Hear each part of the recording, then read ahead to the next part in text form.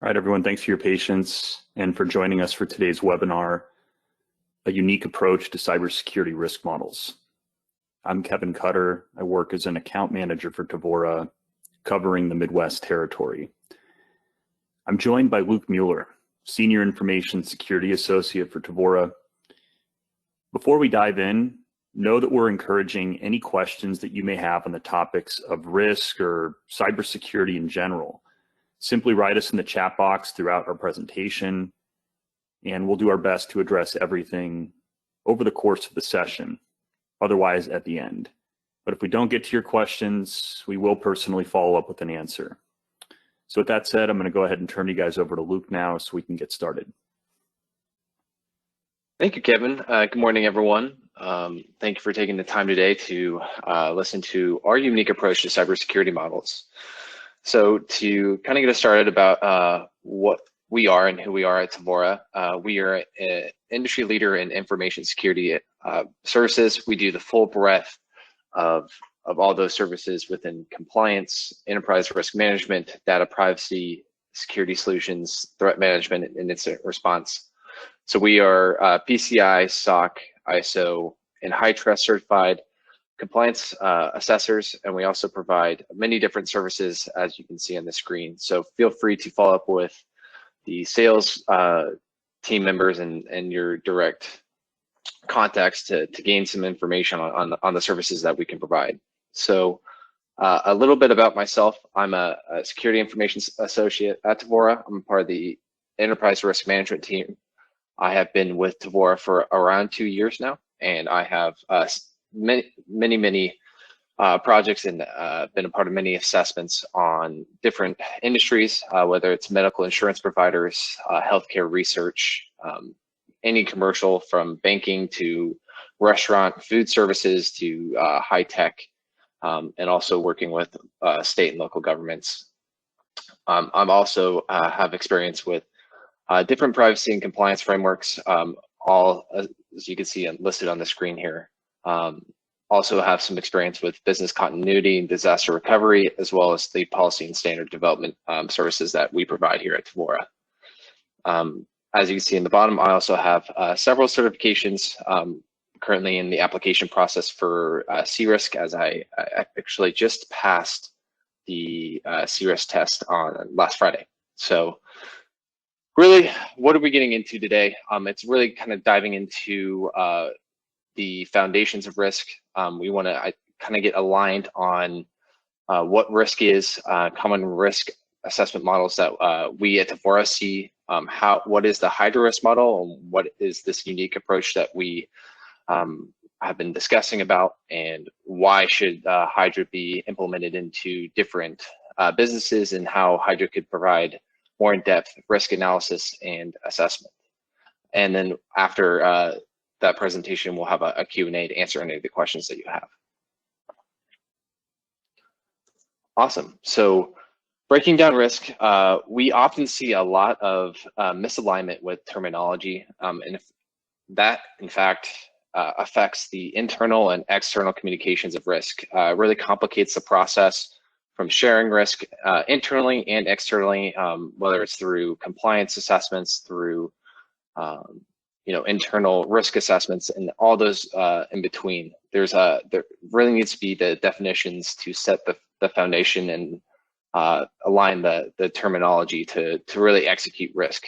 So getting started, aligning on the key terms, really what it comes down to is what's an asset. So an asset, is a valuable, tangible or intangible item worth protecting. So this could be anything from a salesperson's laptop to the sensitive information that is collected for PCI or credit cards, anything in between. And it could also be intangible. So this could be speaking to the reputation of a company, the intellectual property, and all the intangible items worth protecting. And then another term that we typically see is threat. So this is really anything within an environment that can act towards an asset. So this doesn't necessarily have to be a negative connotation. Negative threat, we often see that there are non-malicious users such as employees who just accidentally type in the wrong code or accidentally disclose information. So it's not necessarily a malicious threat as the term often assumes, but there are different threats that organizations face, and that's a key aspect of the risk assessment process. Next would be the vulnerabilities. We often hear this terminology throughout risks and risk assessments, but they're often confused with the actual vulnerability assessments. While that does specifically address some risk, its vulnerabilities are a little more broader than that, and it's more specifically a weakness in the design, implementation, operation, and monitoring of a control. So this is really diving into making sure that there's the proper controls in place to mitigate risk. So this could be something such as if there's the use of shared passwords or the use of phishing campaigns to identify if end users are clicking on malicious links and really exposing sensitive data to different threats. So ultimately, what is risk? And it ties into those three definitions: the asset, threat, and vulnerabilities. It's really the exploitation of a vulnerability by a threat on an asset that impacts an organization. So it takes those three key terms and it requires all those three things to really identify a risk within an organization. And then often there's some terms that you'll hear around risk, and that's inherent versus residual. And inherent risk is the ultimate risk that is applied on a specific asset before any security controls in place, while residual is the security risk after security controls are put into place. So the best way to understand risk is through a specific use case. And myself, I'm a very visual learner, so I thought we could walk through a quick example of what risk is. So in this scenario, you have a sales employee with a laptop. They can access a sales team database of potential and current customers, and they have access to relevant financial data for contracts and different items of that sort. So that is the ultimate asset for this scenario. And then there's also the threat that must be analyzed, and this could be a malicious user, maybe a hacker that is sending a malicious link to that sales employee in order to collect their credentials, otherwise known as a phishing attack. So that the threat here would be the malicious hacker. And then from the vulnerability standpoint, the vulnerability here would be the actual employee clicking on the link, releasing their information or the credentials to the hacker for the hacker to potentially steal or destroy data to stop business operations or make a quick buck. So ultimately, the risk in this scenario is the release of those credentials that impact maybe a financial fine or compliance or legal fines that result from the disclosure of private customer information. And really, that's what we're trying to get at today is how do you evaluate the risk? How do you assess the risk? And how do you prioritize those risks to not only allocate the proper resources to address the most critical risk within an organization, but how do you justify that and push that up to management and have the adequate backing and evidence to support those recommendations. And so once you look at the risk assessment process, there's a common themes throughout all of the frameworks.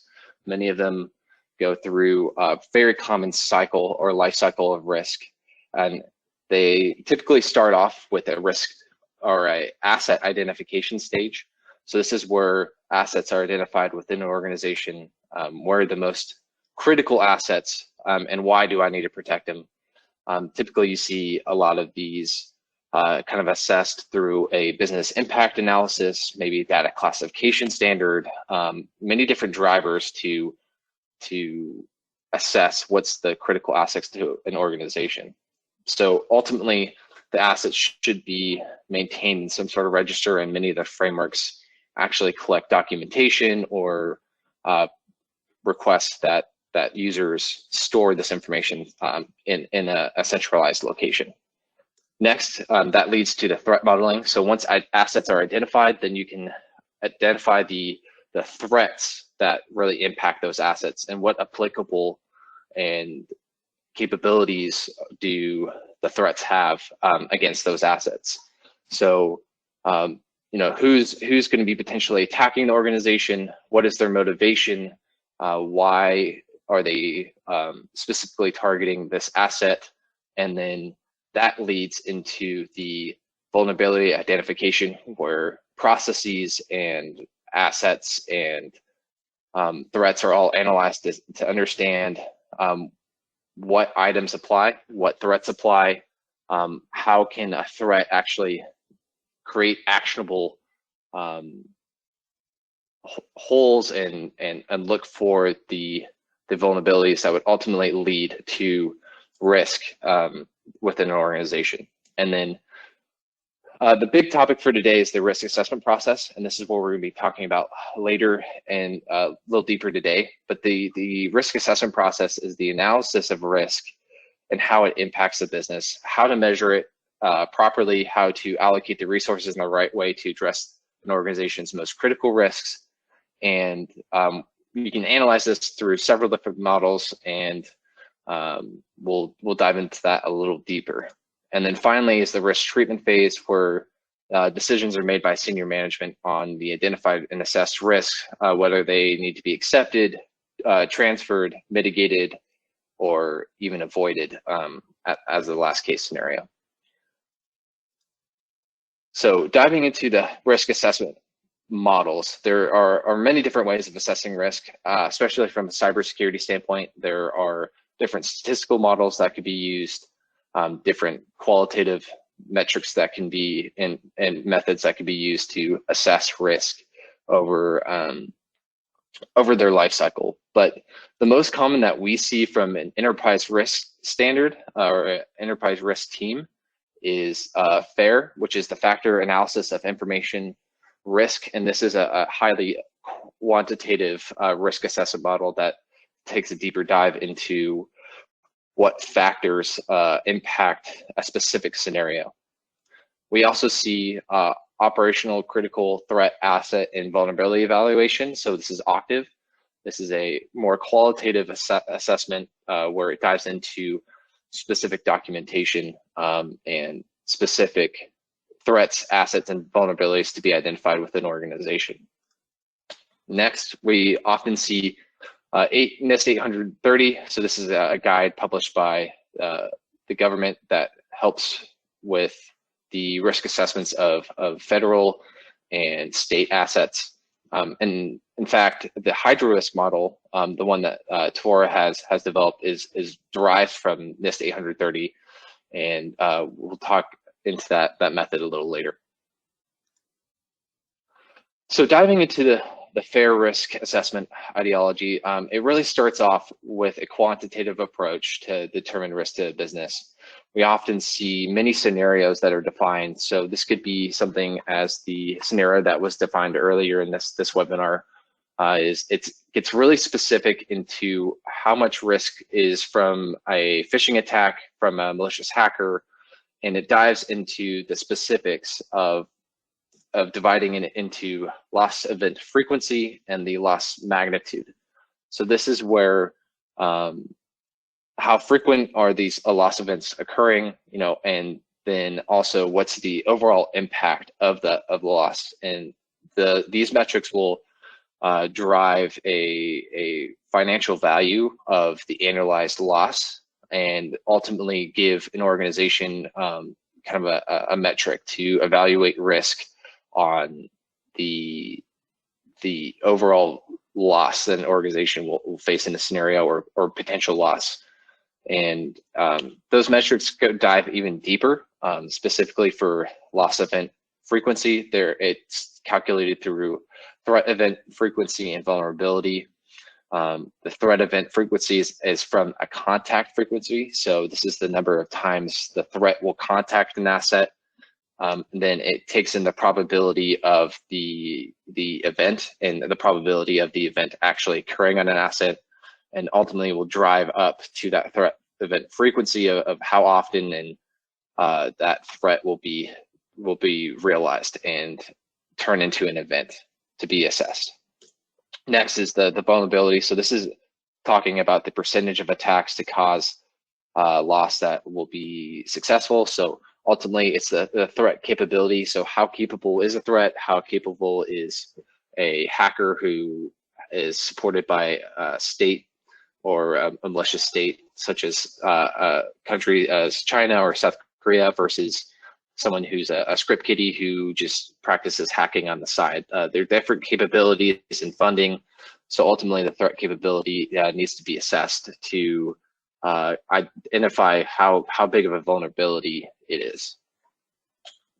And then ultimately, it ties into the resistance strength. So within an organization, how strong are the controls in place, are currently in place for an organization. So this drives the vulnerability and the threat event frequency to kind of estimate the loss event frequency, so that ultimately comes out to be a number to be evaluated. And then diving into loss magnitude. So this again is the breaking out into the overall impact and the loss that organization can expect from a certain scenario. So it's divided into two aspects: the primary and secondary. Primary being the direct loss to an organization. So this is the direct loss of an asset, whether that's the financial loss of business, potential business, the actual system being down, unable to fulfill transactions or orders or any sort of items like that. From the secondary perspective, it takes into consideration the reactionary costs. So this could be the legal fines, the compliance issues, the even reactionary loss of potential customers is factored in this calculation. And what the two metrics that dive into this is the loss frequency and magnitude. So ultimately, with the fair risk assessment ideology, is you can see it's a very quantitative approach. It takes a lot of metrics and calculations and requires a lot of deep analysis to provide a specific annualized loss value for organizations to assess and evaluate their risk. So the benefits and drawbacks to the fair analysis is that it gives you that deeper quantitative analysis. So you're able to have these metrics created and supported, and it removes the subjectivity of analysis and provides the justification needed to implement certain controls and prioritize risk. So it also provides a security focus. So as we discussed, that the scenario analysis allows for specific scenarios to be analyzed and identify the security gaps and weaknesses that could be found within a scenario. But the drawbacks to FAIR really come from a time-consuming process. It's not necessarily the risk assessment process that should be implemented from the very get-go at a very young or mature risk assessment process. It requires a lot of resources, and it's very time-consuming and needs operational data.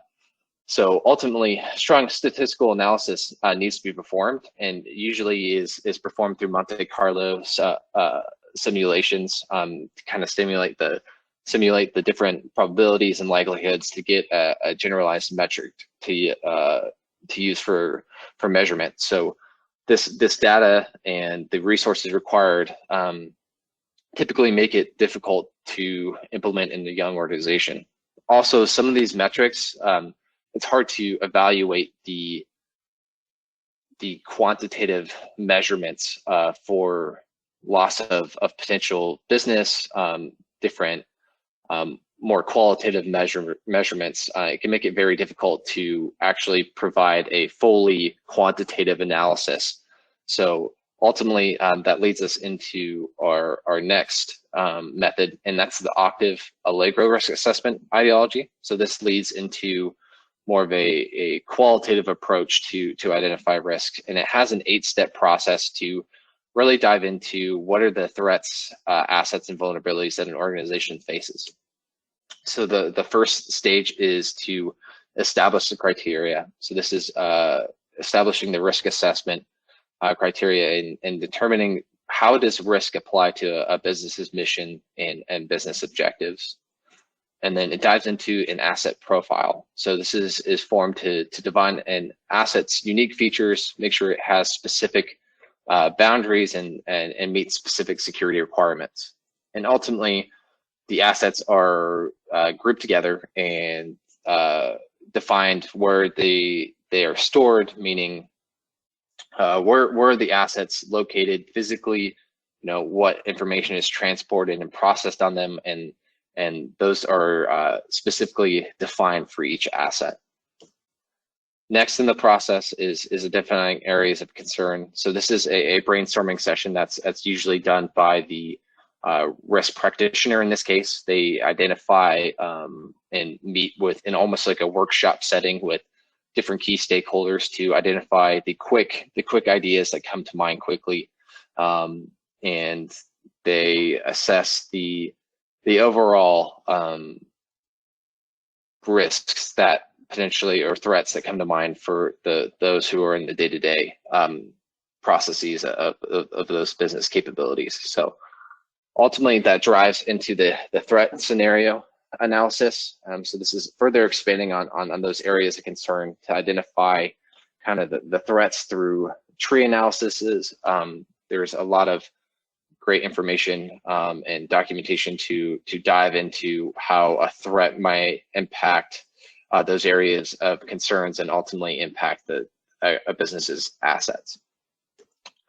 Next in the process is identifying the risks in that process. So looking at the various impacts of an organization, could be the financial impacts, the system down impacts, different risk impacts that might not necessarily be specific towards cybersecurity, and it kind of forces the risk practitioner to completely make up those metrics and evaluate risk based on those risk criteria.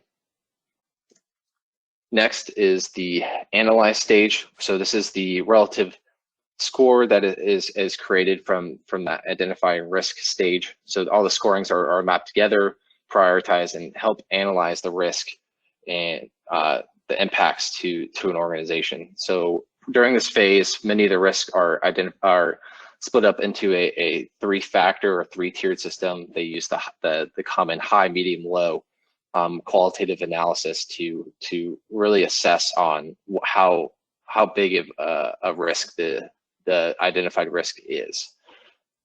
And finally, there's the mitigation strategy. So this is the prioritization of those risks and how the mitigation of the risk can be completed. Ultimately, it drives us to the benefits and drawbacks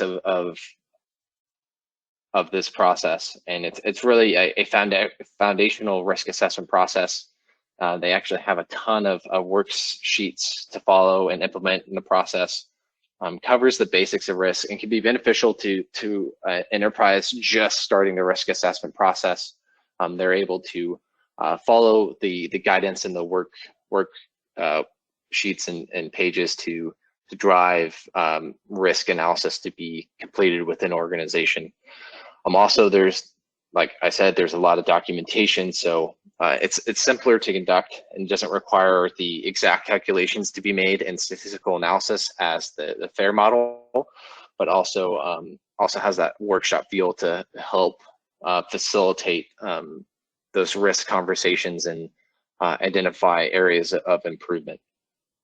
So additional drawbacks for Octave 2 is it's also a time-consuming process. As you see in the 8-step process, there's a lot of documents to go through, a lot of processes to identify and assess, and most of the time, these worksheets take several weeks to complete. Also juggling with different work priorities and different responsibilities, it requires a lot of effort to fill out and assess the risk. Also, it has a lack of security focus compared to FAIR and Hydra. A lot of the security focus is taken away, and it's mainly prioritizing the assets and threats,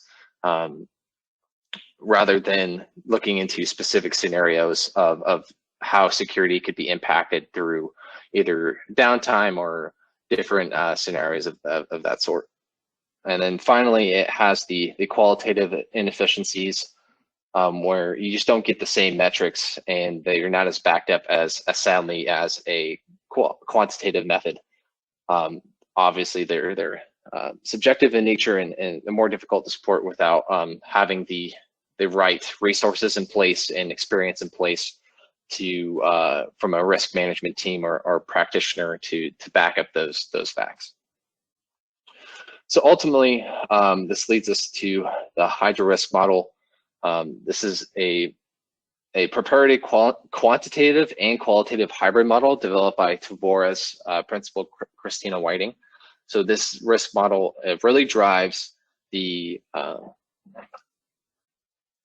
really takes the best of both models and will actually help organizations properly assess risk without requiring deep statistical resources and requirements, but also providing more details and backing than a simple qualitative analysis would.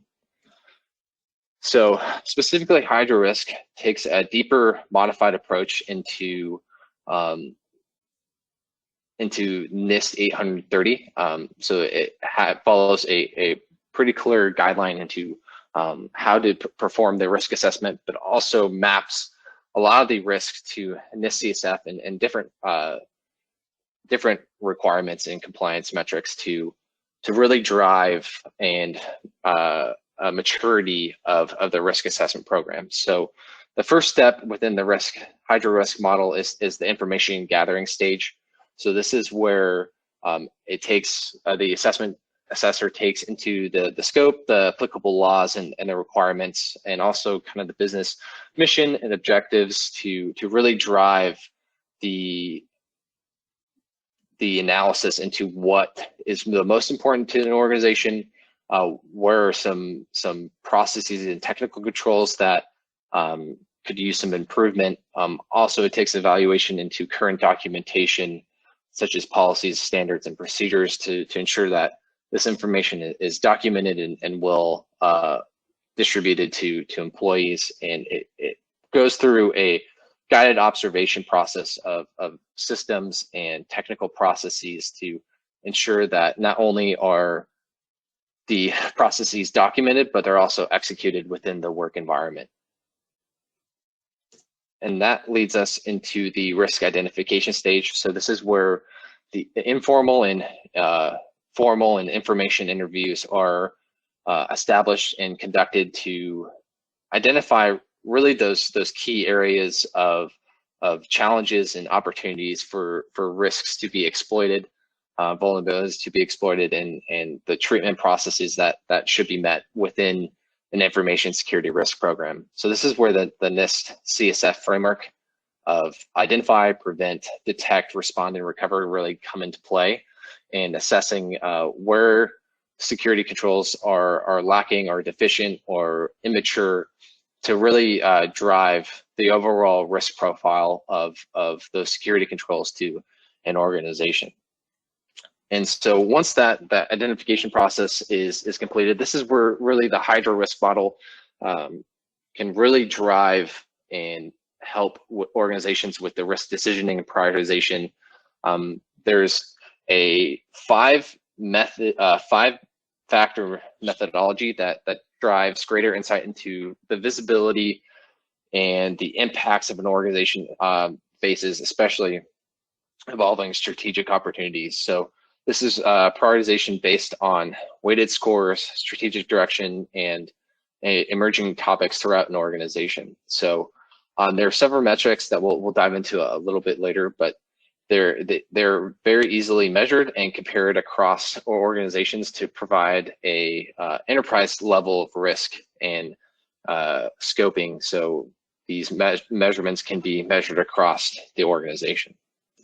And finally, the most critical part of the Hydra risk assessment is it provides a method to measure the current control environment as risks are evaluated, and thus will push a strong risk measurement over time and help drive the maturity measurements and maturity of the risk assessment program. So not only does risk get identified, but also helps drive the maturity of those information security controls to ensure that there's the proper allocation and protection for those. And so diving a little deeper into the risk assessment scoring scale, there are the 5-scale matrix to provide that in-depth context analysis and prioritization of identified risks. So the first one is being consequence. So this takes into perspective, what is the impact to business? What are the metrics looking like financially? What are the fines, the operational costs, the legal fees? What are some of the intangible costs that might be impacted by this risk? That leads us into the next metric, which would be the velocity metric. And this is how quickly a risk event could be realized within an organization. So what is the time frame between the occurrence and the point in which the organization feels its effects? So these two critical metrics really drive what's the impact and how quickly that impact can be realized within an organization. Next is a common metric that's used in many risk assessment models. It's the probability. So what's the likelihood this risk will occur? Just like many other risk models, it's a key metric to assess the actual likelihood that a risk will be realized within an organization. And the key difference between velocity and probability is the velocity takes into consideration the controls and how quickly a risk event can occur, while probability takes into analysis that the actual occurrence of the threat exploiting the vulnerability will occur. Next would be the criticality. So this is a key factor to analyze risk on, and this is the criticality to the business. So what is the asset under this scenario in risk of? So if it is a business critical system, if it's a business critical system like the credit card information that's processed through transactions, or is it a system that just impacts 2 risk employees for their risk register? It's a completely different prioritization for a company. So ultimately, assess what's the impact of the risk to the asset. So it helps with the prioritization and define how risk can be assessed and treated accordingly. Finally, it's the last scoring metric is responsiveness. So this is based on the overall likelihood that the controls in place will be successful in responding to a risk event. So what are the current controls in place? How are they applicable to protecting against a vulnerability? Will the organization be able to respond ad hoc, or when will incidents occur, and how can the organization proactively mitigate these responses? So ultimately that leads to a 5x5 matrix. So this is where risk factors can be tailored to meet the business needs, but Hydra uses a 5-point scale, so 1 being the lowest and 5 being the highest. So here in this table is a basic matrix that we often use for organizations to identify risk, identify these metrics, and how that identification can be backed up with the assessment of a risk. And ultimately, these metrics do have back-end calculations that can provide additional context, and it is completely up to the business on what its priorities and objectives are. So for example, we have consequence.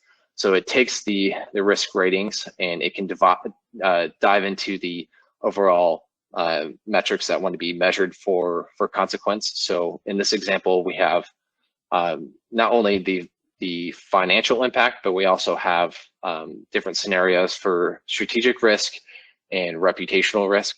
So for example, the trivial risk, it's under a 50,000 financial impact, but also it takes into consideration the strategic risk for a goal, right? So it's the little to no impact to the business area goals, or the reputational risk where there's no external exposure. So all those different metrics can drive the risk rating, and ultimately can drive a overall idea and metric-based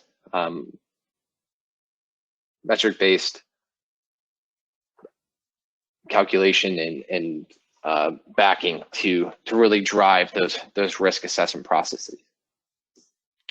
So ultimately, these 5 scores can be added up into a composite risk score, and then ultimately that spits out an overall risk rating. And the higher the higher the rating, the more critical the risk, and more attention should be tailored to that risk. So the best way to take this analysis is to apply it. So kind of show the breadth and the width of the hydro risk model.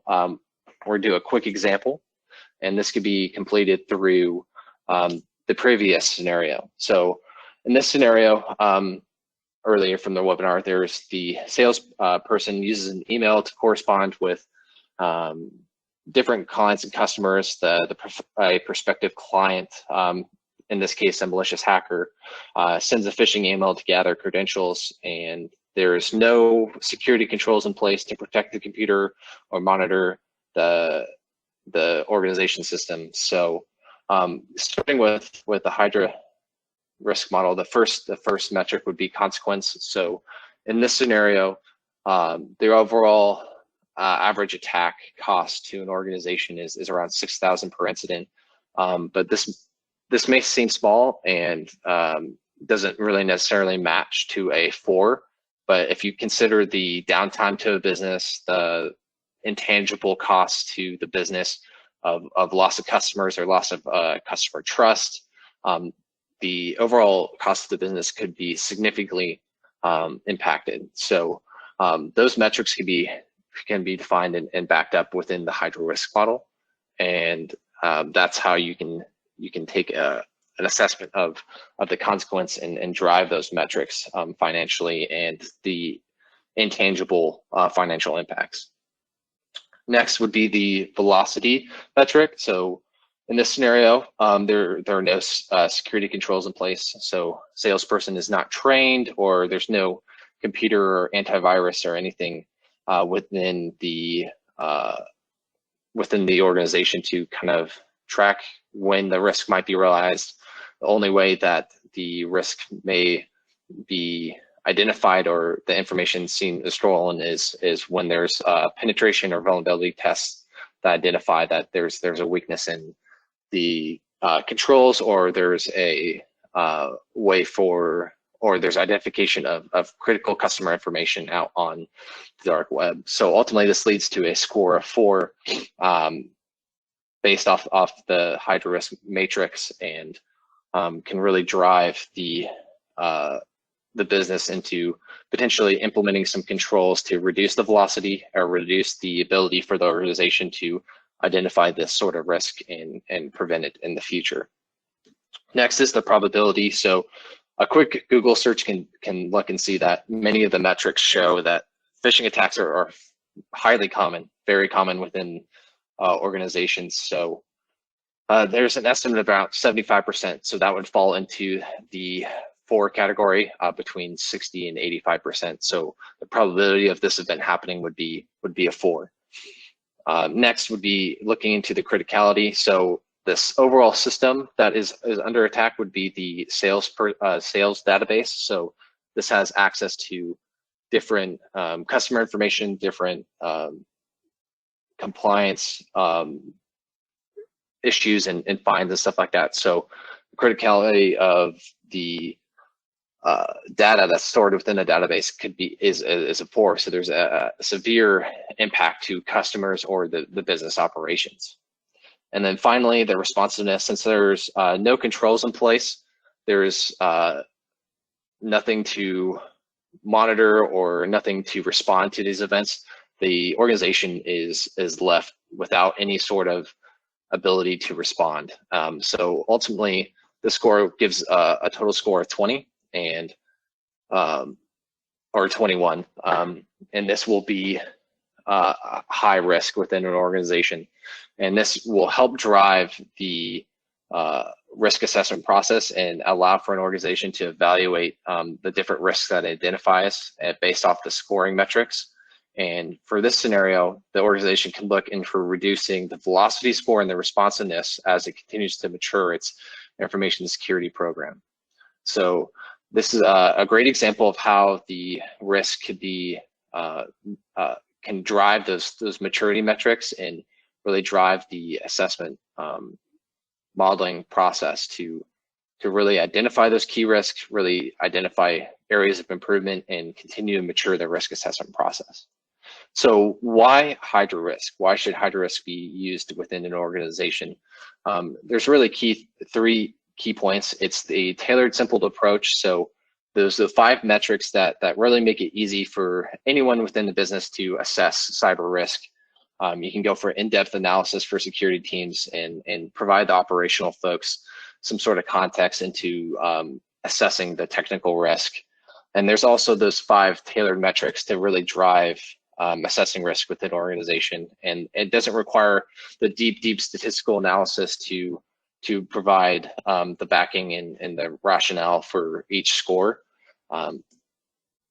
And next, it provides a balanced evaluation of risk. It allows for organizations to really capture the benefits of both qualitative and quantitative approaches. So you get the explicit details that's needed to make those risks communicated to upper management, but also simplifies the process to really drive the risk treatment process.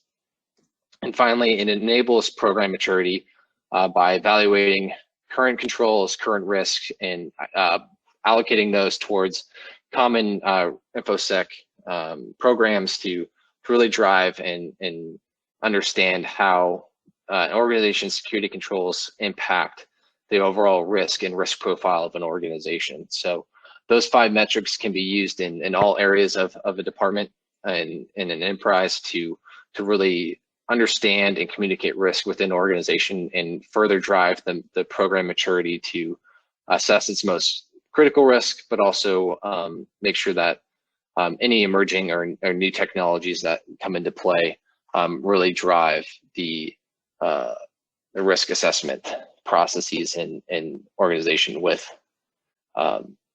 within a risk management program. So how can Tevora help?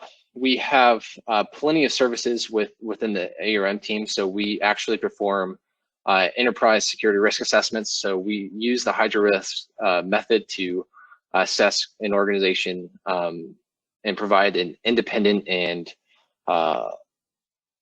tailored program to really understand the risk that faces an organization. And we provide many different services on recommendations and scoring and compliance mapping of those risks to be implemented with an organization's current risk assessment models and programs. We also have experience in developing Hydra Risk programs. So taking the current risk management procedures and processes and using the Hydra Risk method to develop and incorporate that simplified approach to assessing risk and using those metrics and processes to drive an overall understanding of enterprise risk and using that scoring methodology to make sure that the risk within an organization is assessed and those critical findings are appropriately fixed.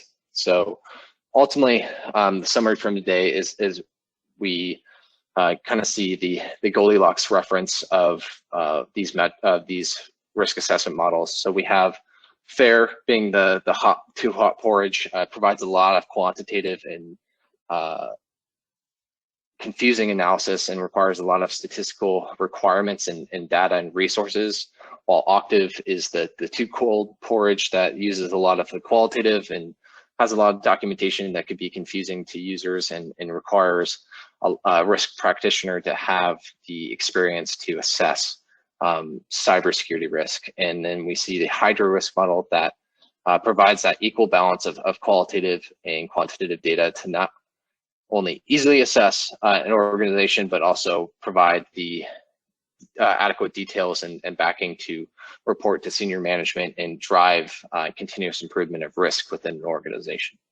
So thank you for taking the time to listen how Hydra Risk provides an adequate and fully robust way of assessing risk. I'd like to open up the floor for any questions. Yeah, thanks, Luke. The presentation, there was a few good questions, so I do want to kind of run these by you here for the benefit of everyone else that's on. So one of the main questions was, what are some of the drawbacks to Hydra Risk in your opinion? Yeah, so I would say some of the drawbacks that we often see is the need for training. This is often an issue with many other risk assessment models as well. There needs to be an educational process to ensure that there's a smooth transition from the risk assessment processes and making sure that people are educated on the different metrics and criteria to adequately identify, track, and remediate risks throughout their life cycle. Excellent.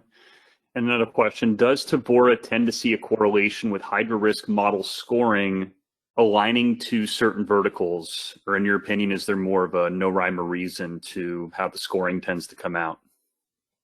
So the scoring is based off of those 5 metrics. So they're typically aligned with the 5 metrics of NIST CSF, but we also do different assessment, follow different frameworks such as ISO 27001, different metrics like that drive security programs. So many of those scoring metrics can be derived from the maturity and expectations of those InfoSec programs, but typically we see NIST CSF as one of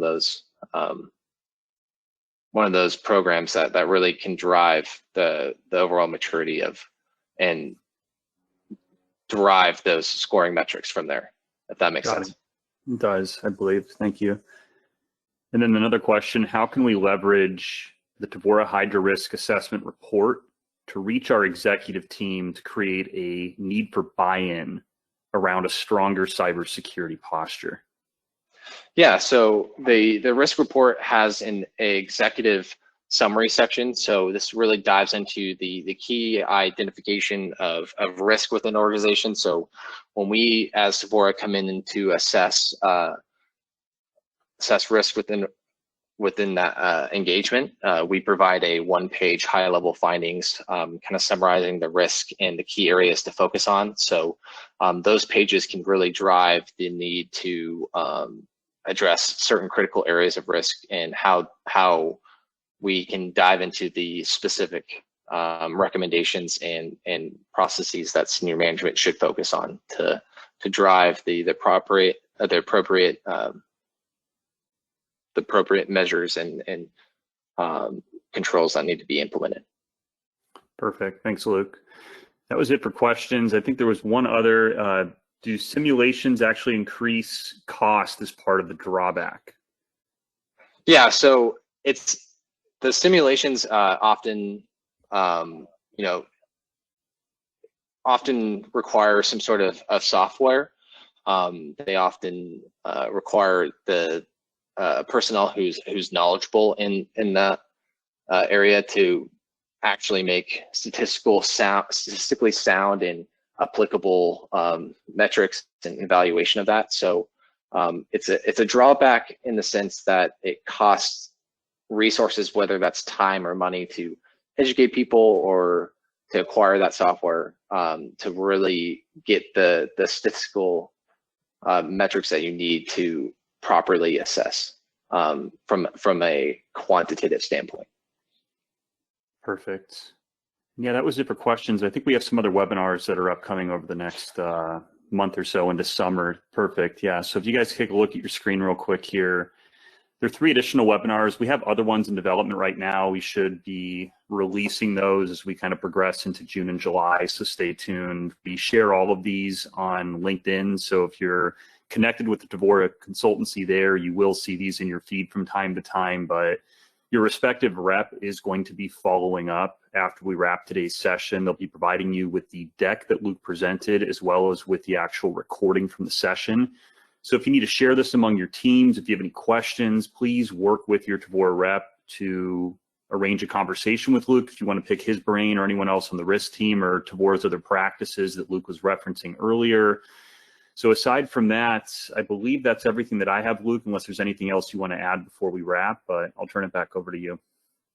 No, I just thank you for taking the time to hear what Hydra Risk is about and how it could be applicable to organizations, and appreciate you taking the time to listen to us. Awesome. Thanks, everyone. Enjoy the rest of your week.